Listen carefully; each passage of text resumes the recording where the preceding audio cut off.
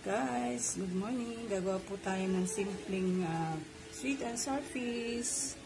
May carrots, onion, ginger, red pepper, at syempre ang garlic. At ang ating fish na panpano. Syempre ang ating tomato sauce. Yan po. Please do like and subscribe naman po sa lahat ng lutuing bahay. Ingat po kayo guys. Yan po guys. Ginisan na natin. Isda.